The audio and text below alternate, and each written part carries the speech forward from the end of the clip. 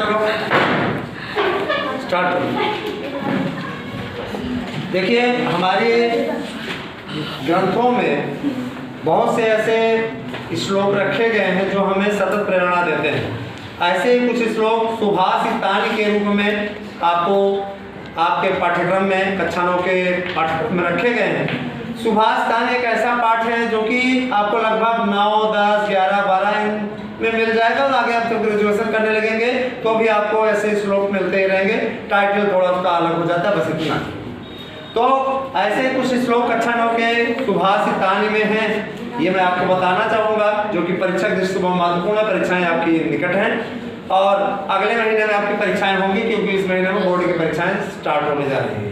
तो सत्याधारम तपस्तैलम दयावर्ति क्षमासिका अंधकारे प्रवेष्टव्यो दीपो यत्नेन वार्यताम। ये एक ऐसा दोहा श्लोक है, दोहा मुंह से निकल रहा है, कबीर का दोहा पढ़ा के आए थे इसीलिए मुंह से निकल रहा है, कबीर का दोहा निकल रहा है। तो ये ऐसा श्लोक है जिसमें दीपो यत्नेन वार्यताम, इसमें ज्ञान रूपी दीपक को कैसे जलाना चाहिए उसके विषय में बताया गया है। कहना है सत्याधारम तपस्तैलम, सत्य रूपी आधार, तपस्तैलम तपस्या रूपी तेल,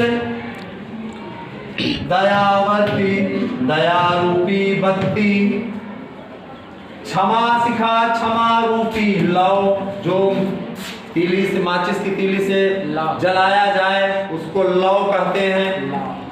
ठीक है। अंधकारे प्रवेष्टव्ये, अंधकार में प्रवेश करते समय, अंधकारे प्रवेष्टव्ये, अंधकार में प्रवेश करते समय, अंधकारे अंधकार में प्रवेष्टव्ये, प्रवेश करते समय ऐसे दीपक को यत्नेन माने प्रयास पूर्वक या अच्छी तरह से संभाल करके भी कह सकते हो, वार्यताम जलाना चाहिए। वार्यताम माने जलाना चाहिए, है ना। तो सत्य रूपी आधार, तपस्या रूपी तेल, दया रूपी बत्ती, क्षमा रूपी लौ। ठीक है। अंधकार में प्रवेश करते समय ऐसे दीपक को प्रयास पूर्वक या संभाल करके वार्यताम जलाना चाहिए। आगे बच्चों बहुत ही अच्छे तरीके से, या अभी भी कहीं डाउट है? चलिए आप सबको आ गया? क्यों आ गया? बिल्कुल। इसमें वाहवाही वाला नहीं, अगर आया हो तो ठीक है, नहीं आया दोबारा बताएंगे। तो सत्य रूपी आधार, तपस्या रूपी तेल, दया रूपी बत्ती, क्षमा रूपी लौ। अंधकार में प्रवेश करते समय ऐसे दीपक को संभाल करके वार्यताम जलाना चाहिए। क्लियर बच्चों? Yes sir. वरने को गुणी पुत्रो नाचा मूर्ख सतैरपि, एकश्चंद्र तमो हंति नाचा तारा गणैरपि। इसमें देखिए एक श्रेष्ठ पुत्र के विषय में बताया गया है, और वो श्रेष्ठ पुत्र कैसा होता है यहाँ पर देखते हैं इस श्लोक में क्या कहना चाह रहे हैं। वरवेको गुणी पुत्रो, वरम धन एको, वर धन एको भी कर सकते हो, वरम धन एको करो ज्यादा से, वरम धन एको, वरम माने श्रेष्ठ है, एको माने एक, गुणी माने गुणवान, पुत्रो माने पुत्र। एक गुणवान पुत्र श्रेष्ठ है, कहा किससे? नाचा मूर्ख सतैरपि, ना कि 100 मूर्ख पुत्र। 100 मूर्ख पुत्रों की तुलना में एक गुणवान पुत्र श्रेष्ठ है। वर माने श्रेष्ठ है, वर माने वर का कई अर्थ होता है। वर माने श्रेष्ठ, वर माने दूल्हा। Yes sir. हाँ, वर माने वरदान जो भगवान देते हैं, आशीर्वाद, है ना। तो ध्यान देना, यहाँ से अगर स्टार्ट करें ज्यादा अच्छा है। 100 मूर्ख पुत्रों की तुलना में एक गुणवान पुत्र श्रेष्ठ होता है। कैसे? आगे ना अगली लाइन, 100 मूर्ख पुत्रों की तुलना में, 100 मूर्ख पुत्रों की तुलना में, रपि माने तुलना में, एको माने एक गुणवान पुत्र, वर माने श्रेष्ठ होता है। कैसे?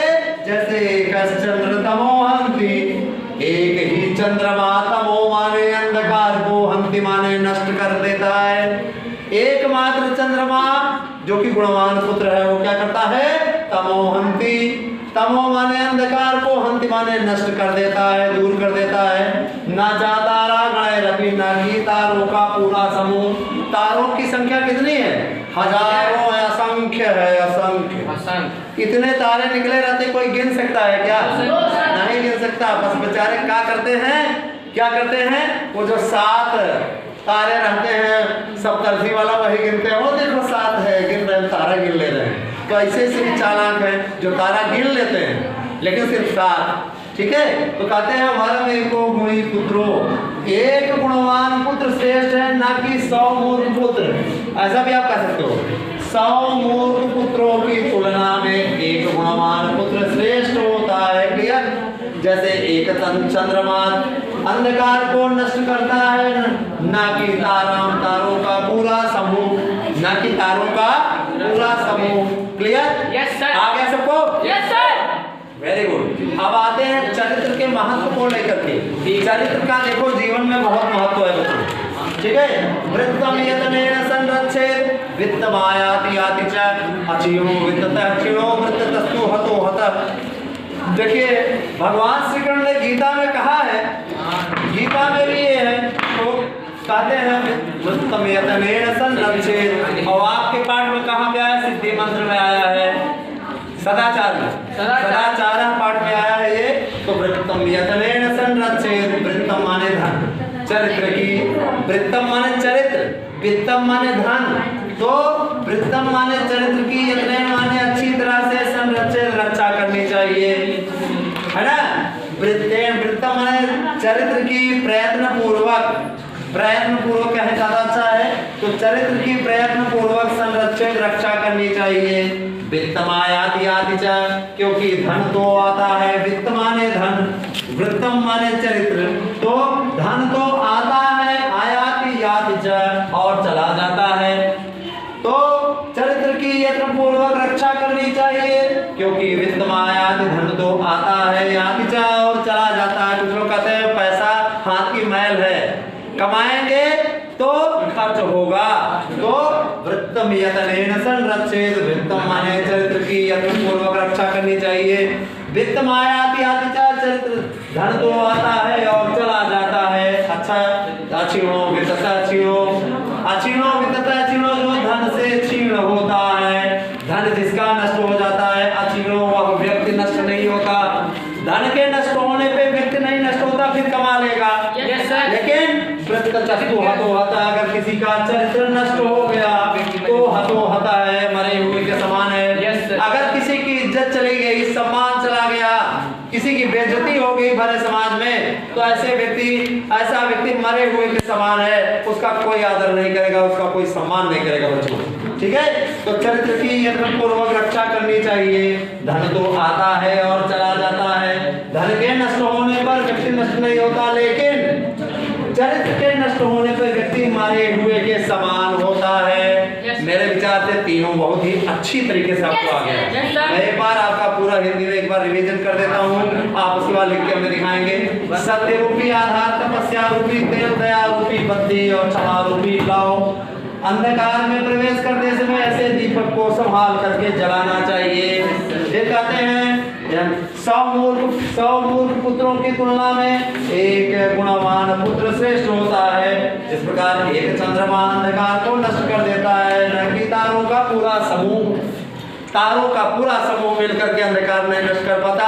संख्या असंख्य है, लेकिन फिर भी अंधकार नहीं मिटा पाता। जबकि एक चंद्रमा लायक पुत्र है, वो जैसे निकलता है पूरे संसार का अंधकार वो दूर कर देता है। ठीक है, और कहते हैं चरित्र की यत्न पूर्वक रक्षा करनी चाहिए। धन तो आता है और चला जाता है, धन के नष्ट होने पर व्यक्ति नष्ट नहीं होता, लेकिन चरित्र के नष्ट होने पर व्यक्ति मरे हुए के समान है। आगे बच्चों, पूरा विश्वास है कि तुम लोगों को ये श्लोक समझ में आ गया है। बाकी अभ्यर्थी